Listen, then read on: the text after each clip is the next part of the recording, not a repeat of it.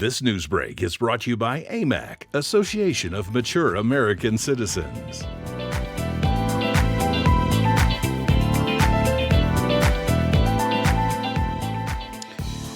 That is the U.S. Capitol, if I'm not mistaken. It looks very familiar to me. The government shutdown continues. Let me give you an update. There is none. There you go. You get the news here first. Welcome back, everybody, to American Sunrise. I'm David Brody. Coming up, speaking of news, Marco Rubio, the Secretary of State, giving the handshake to Benjamin Netanyahu over in Israel. We will have the latest on what happened with that meeting in a moment. First, though, T-Bate standing by with the latest headlines from the Real America's Voice newsroom, sponsored by AMAC.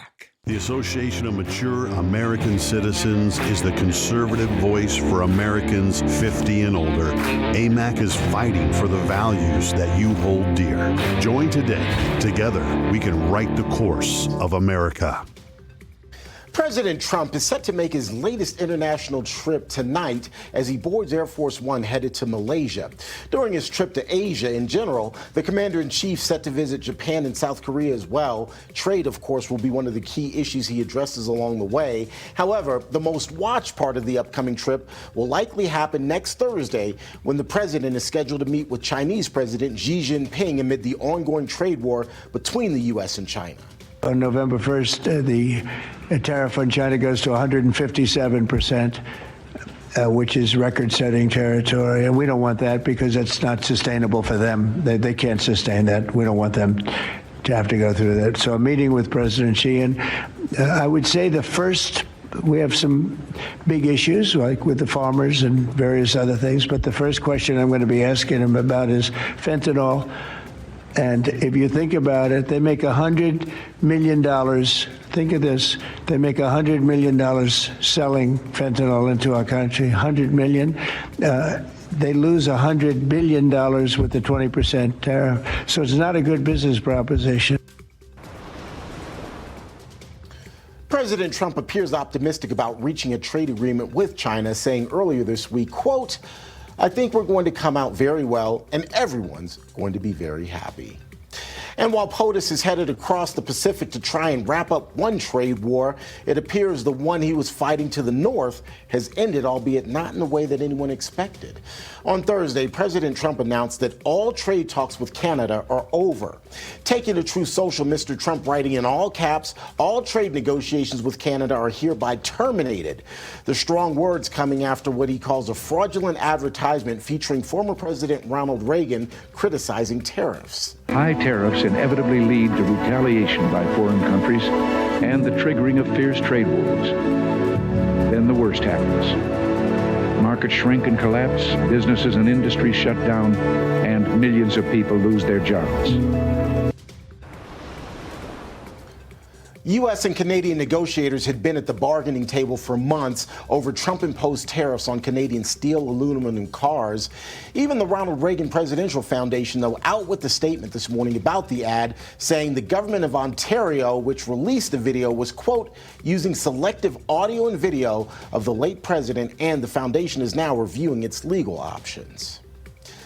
The FBI busts a major gambling ring leading to the arrests of high-profile NBA coach Chauncey Billups and Miami Heat player Terry Rozier. Rozier, by the way, accused of insider sports betting and using confidential information about fellow NBA players and teams to rig games and bets. Billups is indicted in a case involving underground poker games allegedly backed by the mafia. We also entered and executed a system of justice against La Cosa Nostra to include the Bonanno, Gambino, Genovese, and Lucchese crime families. And you'll hear more about those details today. The charges and the arrests that were taken down across this country range from wire fraud, money laundering, extortion, robbery, illegal gambling. This FBI will leave no room for any perpetrator of crime across this country. FBI Director Kash Patel describes the fraud and the game rigging as mind-boggling, saying that it rose to tens of millions of dollars. That's a quick check of your headline. Let's get, I can't speak. That was a quick check of your headlines. Let's get a quick check of your forecast now with WeatherNation meteorologist Tracy Anthony. By the way, you can scan the code there at the bottom of your screen and get connected with Tracy and our WeatherNation family in general. Tracy, good morning. I'm looking at that video behind you and saying, I don't want to go wherever that is.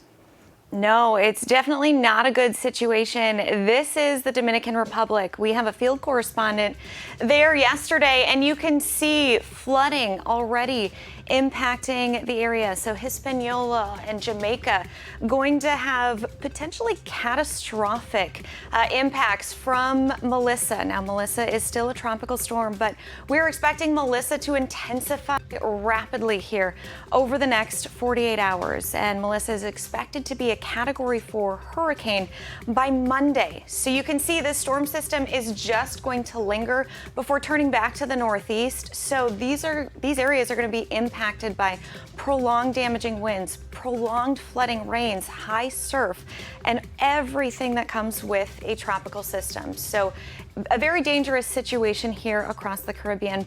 Want to take you back a little closer to home, though, Terrence. We're also talking about some flooding across parts of Oklahoma into central Texas, and this includes the hill country that was hit very hard this summer with flash flooding. So the good news is, or silver lining here, is the system is moving a lot faster and the flooding threat is on the low end. So still have to be prepared, though, if you're in these areas. Absolutely. Hopefully it doesn't get as bad as what we, of course, had to experience over the summer. Tracy, always good to see you. Appreciate it. We'll check back with you in just a little bit. In fact, folks, you may want to head over to the Real America's Voice chats on Getter, Rumble, and YouTube. Let us know where you are tuning in from, because in our next hour, you may actually be one of our lucky viewers who gets a home down forecast from Tracy live right here on American Sunrise. Up next, though, the European Union joins the United States in slapping additional sanctions on Russia in hopes of ending the Russia-Ukraine war. So will these latest sanctions bring Russia to the table? We'll discuss. Right now, though, a quick look at this day in history.